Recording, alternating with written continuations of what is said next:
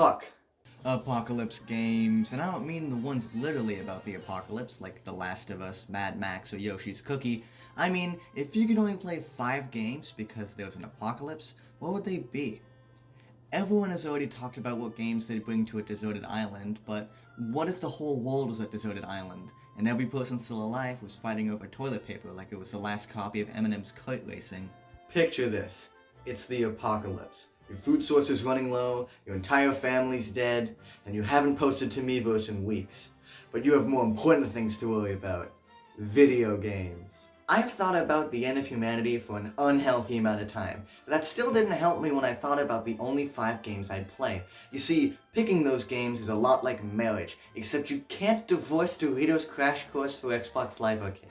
Now you need to think before you're making these choices. There's a lot you need to take into account. First, they would have to be on a portable console. Hauling around an Xbox One S and a TV like a traveling merchant is basically a death wish. Today, portable gaming has evolved to the point where it's almost the equivalent to home consoles. Nintendo's handhelds especially show this, so having to go portable isn't that big of a handicap. Now, choosing what portables to use isn't that difficult. I could use my phone, but the games on there aren't too great, and I know how tempting it is to use the Soldier Boy handheld. But I think any Nintendo handheld is our best option in terms of game library and portability. Plus, you can carry more than one easily. Also, I'm going to assume that I'll have access to a generator of some sort, so power won't be a problem. Secondly, they can't really use the internet, as it's most likely gone. This rules out many games like COD or any other online-focused game. It's fun to think about how bare bones these games really get when you remove these online features. You get to see what they would be like when their servers get taken down, or if anyone just stops playing them. This pretty much narrows it down to single-player games, as there are only so many times I can lose against the computers in Mario Kart before I snap. Multiplayer-focused games aren't typically enjoyable for a single player anyway. They're supposed to distract us from our empty world, not remind us of it. Also, playing with another human is off the table. Human interaction can mean death in this scenario, and we really don't want that. Thirdly, there would have to be the type of games I can play for short sessions that don't demand all of my attention, just in case I need to run to safety or fight. This means no VR games, as they would completely distract me from the entire world and allow people to sneak up on me without any issues. I know I want to fling my arms around like an idiot to the beat of an anime song just as much as any average person, but you can't do that when everyone might kill you. Even non-VR games that demand a lot of attention can be bad as well. You tend to lose focus of the outside world when you're gaming, so sticking to more casual games might just be for the better. Hey, it's Jackson wearing a different shirt, and you know what sucks? Getting stabbed. So today I'm going to tell you my foolproof method of not getting stabbed. Now, it's a little hard to master, so don't be upset if you don't get it right away. But yeah, one step and one step only. Just say no. They can't legally stab you without your consent. It's foolproof. Now go out there and don't get stabbed. Finally, the games would have to be ones that I could never get tired of. They don't necessarily have to go on forever, but they have to be long enough that I'd probably die before I end up beating them. For this, we can go to howlongtobeat.com, sort by main plus extra on Nintendo Switch, and would you look at that? Video games! Unsurprisingly, there are a lot of either open world, story-based, or both games here. Games like Skyrim and The Witcher 3 top this list, but to be completely honest, neither of them really interest me, plus they don't seem like short play session type games. Now that we're done with the boring stuff, let's get to the interesting part, actually talking about the games. Considering we're talking about a single player game on a portable that takes a while to complete, Pokemon immediately came to mind. Choosing which Pokemon to play is a bit harder though, since they're all very similar.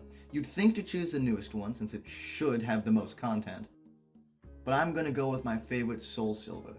The game has twice as many gyms in it as all the other ones, so it'll definitely take longer than most. Catching as many Pokemon as I can will also take a huge chunk of time. Mostly I'm picking this one above the other ones because the art style is very charming, and I'd honestly boot up the game just for its music alone. Next up, I'd choose an Animal Crossing game. I would choose the newest one, New Horizons, that has the most content, though really any Animal Crossing game would be a solid choice. It's one of the longest games that we can pick, basically going on forever. It also works well with the short play sessions rule, as you can just check in on your town or island for like an hour each day and have absolutely no worries. Plus, why live your own sad life when you can be happy? It's one of those games that can make you feel like you have friends when really you're very, very cold and alone. You also don't have to worry about any actual people sneaking up on you while you're playing, since it doesn't require too much attention, because, you can't die. I stand corrected. I'd probably want a sandbox game, so it's always soak up a bunch of time. The main sandbox that comes to mind is obviously Minecraft. Now, that's honestly the one a lot of people think of when they think never-ending game, and it's one that's on many deserted island lists. Because of this, it makes for the perfect game to bring with me.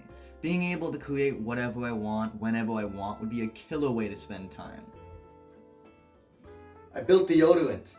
Its never-ending nature is the real selling point to me, though. It's almost perfect for this situation.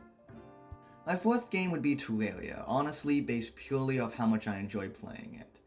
Its gameplay loop is one I'll never get bored of, and I'll restart it over and over again. The easiest way I can explain it is it's like Minecraft, but 2D and way more combat focused. However, just calling it 2D Minecraft isn't giving the game nearly enough justice. You collect materials and fight bosses to progress, and it's super satisfying to do. I can honestly go on for hours about this game, but I'll stop here. Just know that Terraria is a game that you can easily sink 100 plus hours into and not even realize. My last game's gonna be Hollow Knight. Hollow Knight is a Metroidvania game about bugs. You fight bosses, collect upgrades, and platform around a map as a small insect. It feels amazing to play with tight controls, and the atmosphere created by the art and soundtrack is incredible and could easily help me forget about the awful situation I'm in. The game is tough enough that I won't get bored to death while playing it, and it's long enough that by the time I'm finished, I'll already want to play it again. If you told me a month ago that I would find a game about a bug trying to survive in a world overcome with infection relatable, I honestly would not believe you. You could pick so many different rules and games for this topic, which is why I find it so interesting and would love to hear what games you would bring with you during an apocalypse.